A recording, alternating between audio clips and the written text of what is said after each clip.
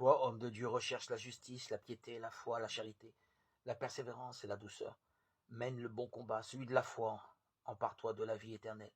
C'est à elle que tu as été appelé. C'est pour elle que tu as prononcé ta belle profession de foi devant de nombreux témoins.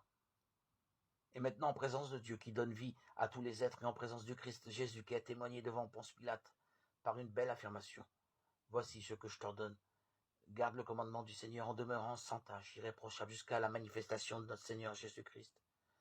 Celui qui le fera paraître au temps fixé, c'est Dieu, souverain unique et bienheureux, roi des rois et seigneur des seigneurs. Lui seul possède l'immortalité.